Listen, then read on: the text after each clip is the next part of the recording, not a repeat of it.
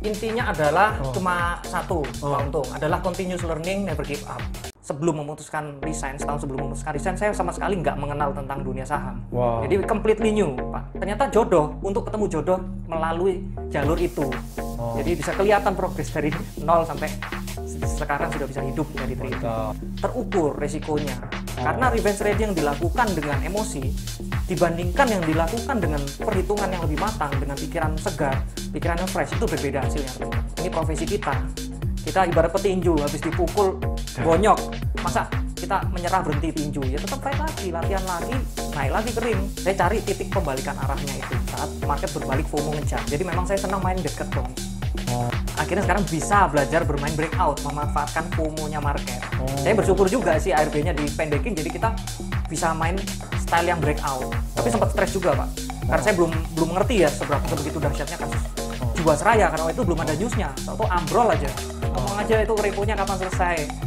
Si Azure berniat baik untuk buyback repo-nya enggak. Kalau enggak ya udah. Ya yang penting bagaimana cara kita modal kita selamat, Pak. Yang nomor satu saya ingin modal saya selamat. Mungkin bisa ditambahkan sedikit karena mungkin bagi penonton yang belum mengenal atau belum familiar dengan istilah repo. Jadi repo ini adalah salah satu bentuk dari equity financing, yaitu pembiayaan dengan jaminan equity alias saham yang dimiliki oleh issuer tersebut. Issuer itu bisa pemegang saham pengendali maupun atas persetujuan emiten. Jadi emiten ini butuh dana, dia meminjam dana kepada kreditur dengan jaminan saham. Apabila si issuer repo-nya tidak mampu untuk membeli kembali jaminan tersebut, membayar hutangnya, maka pada saat maturity saham itu akan diberikan ke kreditur untuk dijual di market. Repo di Indonesia mostly adalah likuiditas yang terjadi pada saham yang memang sedang direpokan itu fiktif, volumenya fiktif, tuker-tukeran barang saja. Jadi apabila memang tidak ada itikat baik dari si issuer repo untuk membuyback barangnya, membayar kembali hutangnya, melunasi hutangnya, ya ancamannya adalah saham itu akan ARB terus dengan over yang luar biasa besar di luar nalar. Gitu, Pak. Jadi misalnya bid over biasanya bid 10.000 lot. Kalaupun ARB kan ada yang nampung, Pak. Ini ARB isinya langsung 8 juta lot over. Market yang nampung langsung auto nyangkut. Itu kalau ARB terus sampai gocap ya auto bangkrut namanya. Dari mau bottom fishing nggak ngerti tipe sahamnya apa, mau bottom fishing auto nyangkut, masuk gocap tidur abadi, auto bangkrut ya. Kalau kita lihat di pasar saham Amerika, dikatakan sudah 70% dari pasar saham volumenya ya, itu terdiri dari perdagangan algoritmik yang dioperasikan oleh robot istilahnya. Nah, menurut Pak Aryo gimana ya? Ini apa yang terjadi jika robot ini menembus pasar saham Indonesia? Nah, bagaimana? Ini kan mereka tidak punya perasaan. Iya. Jadi kalau di Bursa Efek Indonesia sebenarnya sudah ada algoritmik trading, Pak. Cuman belum populer, banyak yang belum tahu. Tapi kita yang berada di jalanan tiap hari ini tahu. Ada 2 broker asing yang berpusat di Swiss, yaitu Credit Suisse sama UBS, kode broker AK dan CS Foreign, dan juga broker USA, JP Morgan, itu sudah pakai algoritmik trading di Bursa Efek Indonesia. Kok bisa tahu gitu? Gimana ya? Jadi memang ada, saya karena di tiap hari lihat, jadi mereka mengeksekusi buy maupun sell-nya itu berdasarkan algoritma yang mereka sudah tentukan sendiri. Misalnya ketebalan bid versus offer, frekuensi antrian bid versus frekuensi antrian offer, posisi IHSG lagi nunduk atau sudah kembali mendongkak ke atas, posisi harga sahamnya dekat ARB atau tidak. Banyak sekali, Pak, trading volume, price action, itu saya juga sedang melajari. Dan kadang-kadang mereka algoritmanya kami akali juga bisa. Kami pasangi bid palsu sehingga tercipta posisi bid yang lebih tebal dari offer, mereka datang sendiri makan. Jadi begitu kita pasang bid di ganjel, ditambah bid agak tebal di atasnya, mereka langsung HK. Padahal kita sudah loading barang di bawah, jadi mereka makan barang kita, Pak. Bisa, Pak. Jadi algoritmiknya menurut saya masih cukup sederhana dibandingkan dengan quantitative algorithmic trading di USA, Pak. Ini di BI masih bisa diakali, Pak. Tapi saya sadar, karena perdagangan saham di USA, fraksinya kan banyak sekali. Satu fraksi nilainya 0,01 dolar alias 1 sen. Sementara di sini perbedaan satu fraksi bisa berbeda 1-2% nilainya, Pak. Kalau harga saham 100 ke 101 itu udah 1%. Jadi enak sekali sebenarnya scalping di Bursa Efek Indonesia, Pak. Dan memanfaatkan ngakali algoritmik trading itu untuk dobrak resist itu enak. Kadang-kadang mereka bisa diakali, kadang-kadang kita diakali sama mereka. Tapi mereka cepat sekali memang. Kita begitu algoritmiknya ke-trigger, hanya kurang dari 1 detik Pak. Sekian milisecond gitu mereka langsung eksekusi. Gitu, cepat sekali. Kalau saat ini Pak Aryo gimana? Pakai semacam automatic order gitu sudah mulai gitu? Atau masih manual semua? Saya manual semua. Manual semua, bahkan saya lupa caranya setel automatic order untuk trailing stop, untuk take profit, stop loss gimana saya udah lupa. Terakhir belajar udah 2 tahun yang lalu, udah lama banget. Jadi semua saya manual, tapi karena sudah saking terbiasanya kita trading cepat, maka sudah seperti otomatis saja Pak. Semua berjalan dengan secara alami, tapi istilahnya high speed. Gitu. Kalau di USA kan pengertian high frequency trading itu adalah algorithmic automated trading. Kalau pengertian kami high frequency trading di BEI adalah trading manual, tapi dengan frekuensi yang sangat tinggi yang dikerjakan secara buy sell manual. Jadi ada sedikit berbeda, kita lebih tradisional Pak. Jadi kalau di Indonesia lebih banyak itu adalah robot signal. Jadi tetap dia memunculkan signal tertentu. Yang mengambil keputusan adalah manusia yang menerima signal tersebut. Tapi kalau yang sudah automated signal and execution-nya, itu 3 broker itu, Credit Suisse, UBS, sama JP Morgan. Foreign semua. Gitu Pak. Jadi so far masih bisa melawan mereka? So far mereka lebih sering kita akali daripada kita diakali mereka. Gitu. Utamanya mereka bottom. Mereka sering main breakout dan bottom. Bottom dead cat bounce. Mereka nggak pernah antri. Mainnya langsung HK over atau buang kiri. Gitu. Jadi kadang waktu bid kita cabutin, kita mau buang udah duluan mereka. Padahal kita juga eksekusinya cepat juga, tapi lebih cepat mereka. Begitu ketika mereka nyiram duluan. Sialan kok mereka. Gitu. Cepat sekali. Ya. Yang jelas saya bersyukur berada di industri yang berkembang pesat dan yang punya potensi bagus ke depan. Saya cerita dukanya dulu aja teman-teman. Jadi dukanya adalah waktu awal-awal trading, saya adalah hanya urusan saya dan layar laptop. Jadi saya seperti orang gua Pak. Orang gua nggak kemana-mana habis trading, cuma mungkin urusan sama keluarga, terus pulang istirahat di rumah, besok datang lagi ke trading room di rumah orang tua saya, terus diulang-ulang seperti itu hidupnya. Tapi setelah momennya adalah setelah waktu itu saya setelah diajak IG Live collab sama Mas Aldo, saya mulai banyak mengenal orang-orang baru, bisa mengenal orang-orang hebat yang di bursa, yang berada di trader-trader di bursa juga, sehingga bisa banyak saling berbagi, nambah ilmu. Saya juga suka, setidaknya saya bisa menjadi berkat bagi teman-teman, berbagi ilmu, wawasan yang saya tahu, bagaimana untuk menghindari potensi celaka di pasar modal, utamanya di saham-saham tertentu yang punya potensi bahaya. Saya senang, maksudnya bisa menyemangati teman-teman yang mungkin belum profitable di tradingnya, bagaimana untuk terus berjuang, untuk bisa terus belajar menjadi trader yang lebih baik. Jadi saya punya prinsip ya, dengan banyak kita menabur, kita akan menuai. Kita menabur kebaikan berupa ilmu, wawasan. Kita akan menabur juga kok berupa hubungan baik, menambah teman, dan juga profit di bursa juga bisa terus bertambah, sehingga akun bisa terus berkembang Pak. Jadi saya senang sih, lebih banyak sukanya berada di industri ini. Ya, jadi saya tetap akan menjadi trader Pak, cuma saya harus naik level.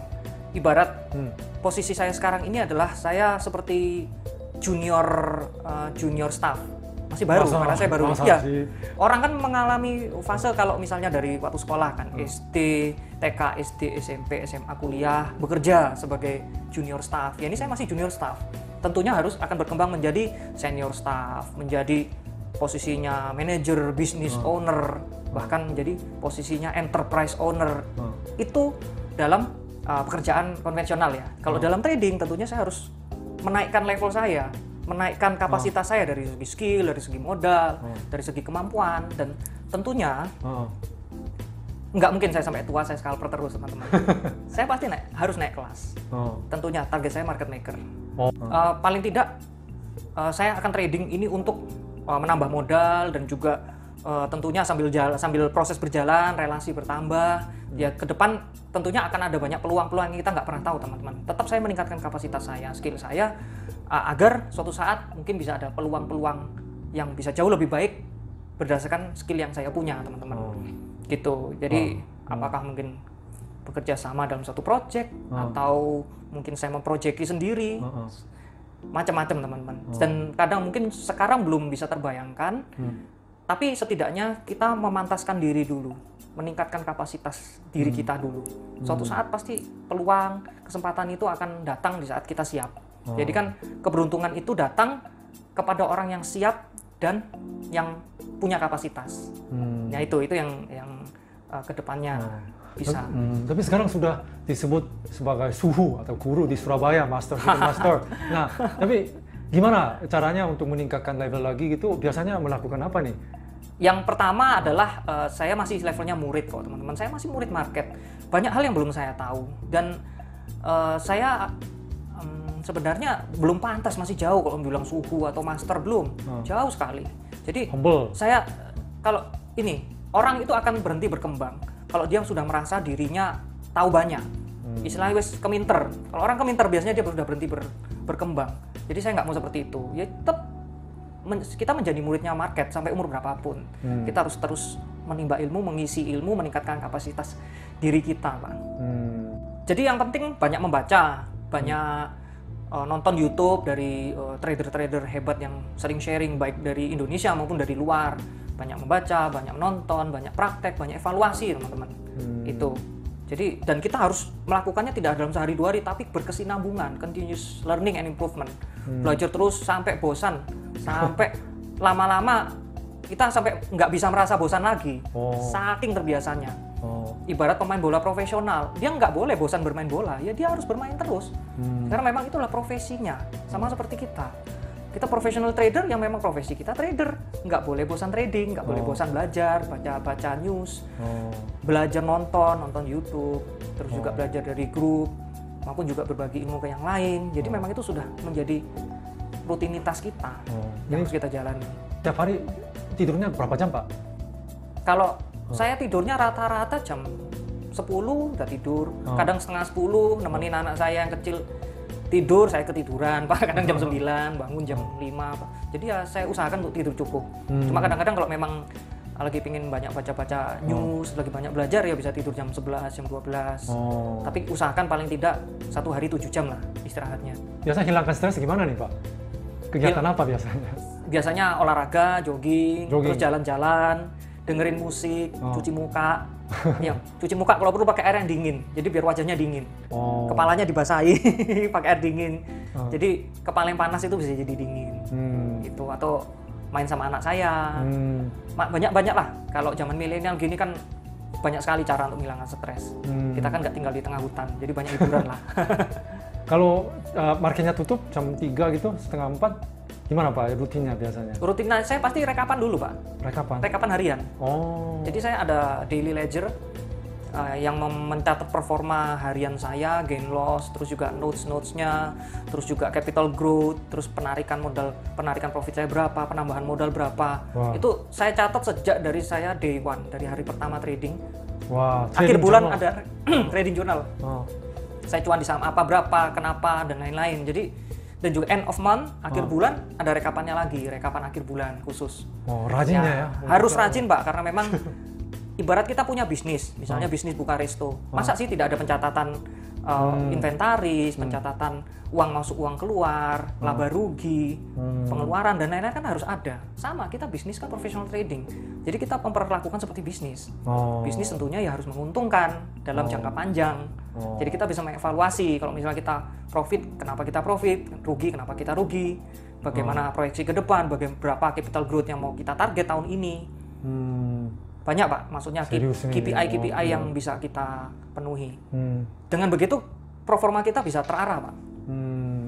Gitu. Kalau weekend bagaimana, Pak? Masih mikirin saham atau lepas? Weekend enggak, saya nggak mikir saham, Pak. Paling baru minggu malam atau Senin paginya jam 5 bangun, baru lihat berita.